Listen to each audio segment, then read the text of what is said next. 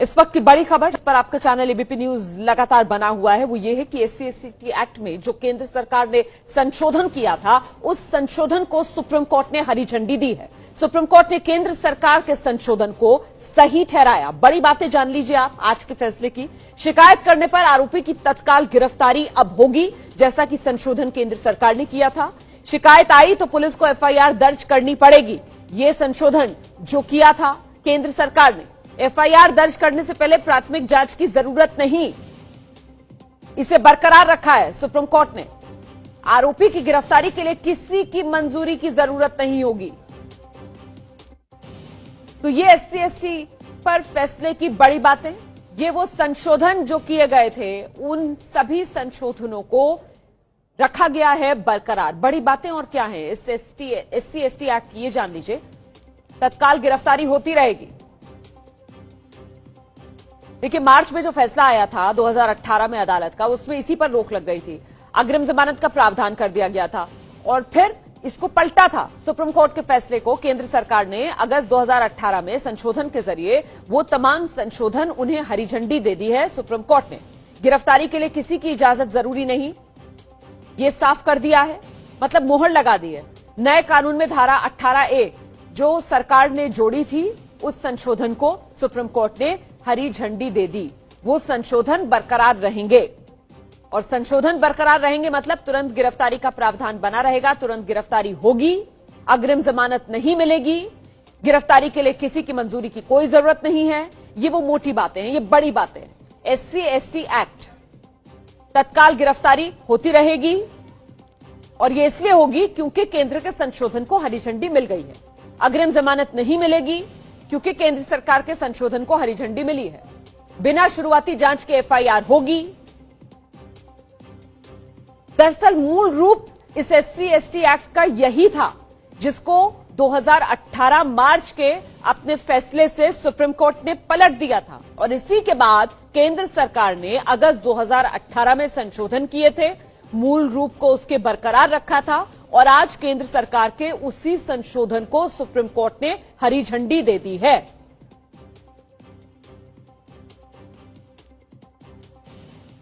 Supreme court ने केंद्र सरकार के संशोधन को सही ठहराया है और सुप्रीम कोर्ट के सरकार के संशोधन को सही ठहराने का मतलब यह है कि शिकायत करने पर आरोपी की फौरन गिरफ्तारी होगी।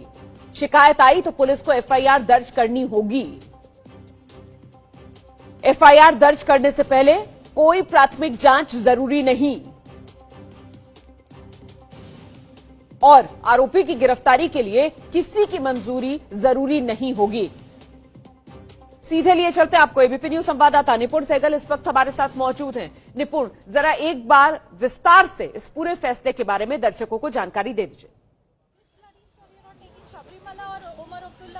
बिल्कुल बिल्कुल रोमाना, दर्शकों को फैसले के बारे में जानकारी देने से पहले फैसले के दौरान की गई सुप्रीम कोर्ट की टिप्पणी की मैं जानकारी दूंगा, जिससे उन्हें समझ में आएगा कि सुप्रीम कोर्ट की भावना क्या थी। कोर्ट ने कहा है कि जो एससी/एसटी एक्ट, जो अनुसूचित जाति जनजाति उत्पीड़न निरोधक एक्ट जो है, उसको जब तक पूरी तरह से लागू नहीं किया जाएगा तब तक समाज में एक समता की स्थिति नहीं बनेगी। ये एक्ट जरूरी है, जो मौजूदा जो सामाजिक परिस्थितियां हैं वहां पर, तो इसकी जरूरत को सुप्रीम कोर्ट ने माना है। पहली बात। दूसरी बात, सरकार ने जो 2018 में संशोधन किए थे, सुप्रीम कोर्ट का पुराना फैसला आने के बाद उसको मंजूरी दी है। उस पुराने फैसले में कोर्ट ने प्राथमिक जांच करने के बाद ही एफआईआर के लिए कहा था और कहा था कि गिरफ्तारी से पहले अनुमति लेनी पड़ेगी। अगर किसी सरकारी अधिकारी पर आरोप लगा है तो उसके विभाग से अनुमति लेनी पड़ेगी और अगर किसी साधारण व्यक्ति पर लगा है तब भी एसएसपी स्तर के अधिकारी अनुमति देंगे। सुप्रीम कोर्ट ने इसके खिलाफ जो संशोधन सरकार ने किया उसको मंजूरी दे दी। इसका मतलब यह है कि बगैर प्राथमिक जांच के, क्योंकि एक संज्ञेय अपराध का मामला है, कॉग्निजेबल ऑफेंस का मामला है, तो वहां पर जो पुलिस अधिकारी है वो शिकायत मिलने के बाद एफआईआर दर्ज करेगा और कोई प्राथमिक जांच अलग से करने की जरूरत नहीं रहेगी। पहली बात। दूसरी बात कि अनुमति लेने की जरूरत नहीं है गिरफ्तारी करने से।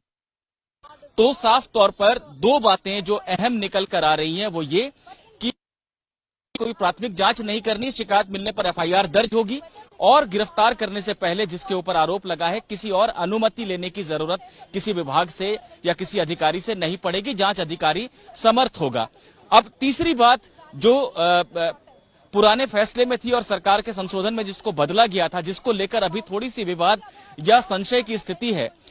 सरकार ने कहा था कि अग्रिम जमानत का प्रावधान सीआरपीसी 438 का प्रावधान लागू नहीं होगा एससी एसटी एक्ट के मामले में। सुप्रीम कोर्ट ने चूंकि संशोधन को मंजूरी दी है, इससे यही माना जाना चाहिए कि अग्रिम जमानत नहीं ले सकेगा जिसके ऊपर आरोप लगेगा। हालांकि याचिकाकर्ता इस बात को डिस्प्यूट कर रहे हैं और उनका कहना है कि नहीं, अग्रिम जमानत का प्रावधान सुप्रीम कोर्ट ने कहा है कि लिया जा सकेगा, अग्रिम जमानत की व्यवस्था होगी। इसके बारे में फिर हमको विस्तृत जो कॉपी आएगी फैसले की वहां पर देखना पड़ेगा, क्योंकि दो फैसले आए हैं कोर्ट के। एक बहुमत का ये साझा फैसला है 3 जजों का और एक जज ने जस्टिस रविंद्र भट्ट ने अलग से फैसला दिया है। उन्होंने एंटीसिपेटरी बेल की बात जरूर कही है, पर क्या तीनों जज भी एक मत हैं कि एंटीसिपेटरी बेल का प्रोविजन होना चाहिए या नहीं, ये फैसले को देखने के बाद पता चलेगा। अभी की खबर यही है कि सरकार ने जो संशोधन किया था उसको सुप्रीम कोर्ट ने मान्यता दी है, बगैर किसी प्राथमिक जांच की एफआईआर होगी और गिरफ्तारी से पहले अनुमति की जरूरत नहीं होगी। बड़ी बात है जो निपुण सहगल कह रहे हैं, मैं एक बार फिर से दर्शकों के सामने रखती हूं। मुझे लगता है हमें बेहतर तरीके से इसको समझ लेना चाहिए। देखिए, दो बातें तो बिल्कुल साफ हैं। पहली बात ये कि बिना किसी जांच के सीधे एफआईआर हो सकेगी और गिरफ्तारी के लिए किसी की अनुमति की जरूरत नहीं है। ये दो बातें, इस पर पूरी तरीके से मोहर लग गई है। तीसरा जो बिंदु आ रहा है एंटीसिपेटरी बेल का, उसे लेकर याचिकाकर्ता की तरफ से एक अलग तरीके का दावा किया जा रहा है जो केंद्र सरकार के संशोधन के उलट है। वो अभी क्लियर नहीं है पॉइंट, लेकिन याचिकाकर्ता की तरफ से अग्रिम जमानत को लेकर जो दावा किया जा रहा है वो क्या है निपुण, ये भी बता दीजिए दर्शकों को। देखिए, जो याचिकाकर्ता है वो ये दावा कर रहे हैं कि सुप्रीम कोर्ट ने सरकार के संशोधन को मंजूरी तो दी है, लेकिन ये कहा है कि सीआरपीसी 438 का प्रावधान लागू होगा। सीआरपीसी 438 दर्शकों के लिए ये जानना जरूरी है कि किसी मामले में अग्रिम जमानत, अगर आपके ऊपर कोई आरोप लगा, एफआईआर दर्ज हो गई और आपको लगता है कि एफआईआर गलत है, तो गिरफ्तारी से बचने के लिए आप कोर्ट का दरवाजा खटखटाते हैं और अग्रिम जमानत मांगते हैं। उसकी व्यवस्था धारा 438 में है सीआरपीसी के। सरकार का जो संशोधन है वो ये कहता है कि सीआरपीसी 438 लागू नहीं होगा एससी एसटी एक्ट के मामले में। याचिकाकर्ता दावा कर रहे हैं कि सुप्रीम कोर्ट ने कहा है कि नहीं, अग्रिम जमानत ली जा सकती है अगर किसी के ऊपर आरोप लगा है। कोर्ट ये देखने के बाद कि क्या आरोप ऐसा तो नहीं कि बिल्कुल हवा हवाई है और बिल्कुल भी उसमें तथ्य नहीं है, कोर्ट जमानत दे सकता है, गिरफ्तारी से पहले राहत दे सकता है, ऐसा याचिकाकर्ता दावा कर रहे हैं। फैसले को देखने के बाद पता चलेगा कि क्या ये प्रावधान सुप्रीम कोर्ट ने जोड़ने के लिए कहा है या नहीं कहा है। सरकार का जो संशोधन है वो यही कहता है कि अग्रिम जमानत की व्यवस्था एससी एसटी एक्ट के मामलों में नहीं होगी। बहुत बहुत शुक्रिया निपुण सहगल इस तमाम जानकारी के लिए। तो बेहतर तरीके से निपुण ने ये पूरी की पूरी खबर हमें समझा दी है और बड़ी बात यही है कि केंद्र सरकार ने जो संशोधन किया था उस संशोधन को हरी झंडी अप्रूवल सुप्रीम कोर्ट की तरफ से मिल गया है।